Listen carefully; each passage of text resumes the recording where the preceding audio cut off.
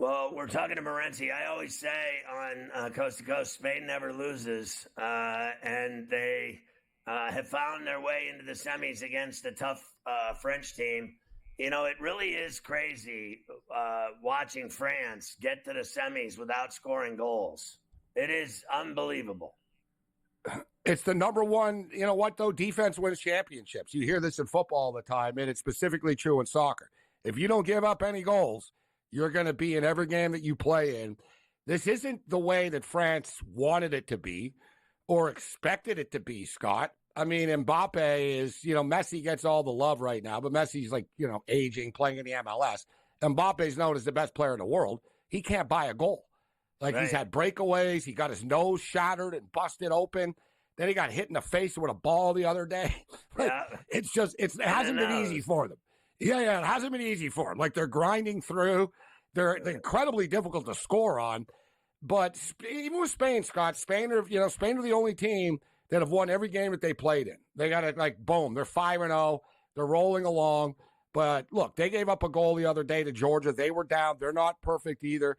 The Spain-France game, Scott, you talk about betting.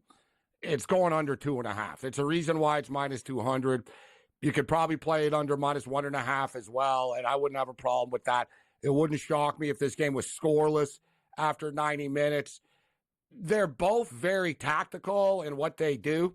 And France's manager, Deschamps, listen, the guy has won so much, so it's hard to criticize him, but people think he's playing it too close to the vest, that he's playing too defensive. And then you look at Spain. Spain are more aggressive than France. So Spain are a little bit younger. France are more experienced, but it's, as much as we love Spain, Scott, this is a complete toss-up, bro. It could go to penalty kicks. We're seeing all these games go to penalty kicks. Argentina and Ecuador went to penalty kicks. Canada and Venezuela was epic, went to penalty kicks. Canada's playing in the semifinals tomorrow night at MetLife against Argentina now.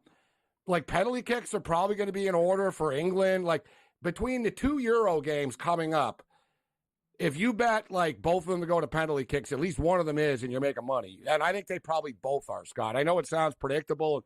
No, someone's going to win. They're both going to lock it down, bro. No one's going to want to make a mistake. No one's going to want to take a chance. And both these games are going to end up being 0-0, 1-0 at the max.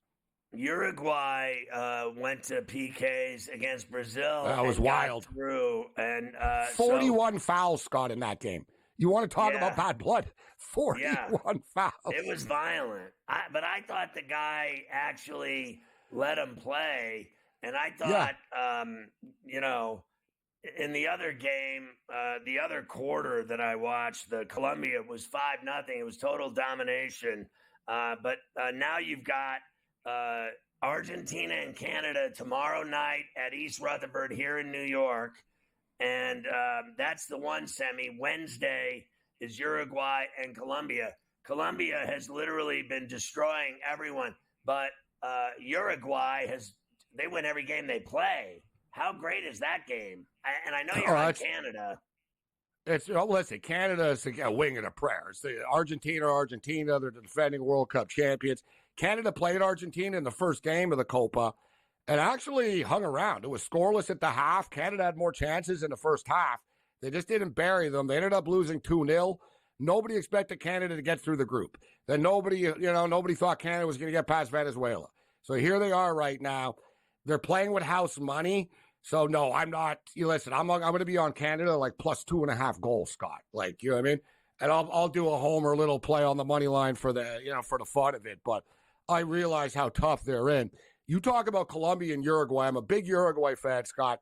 This team flies under the radar all the time. They got 5 million people or something in their nation. And they're just so good.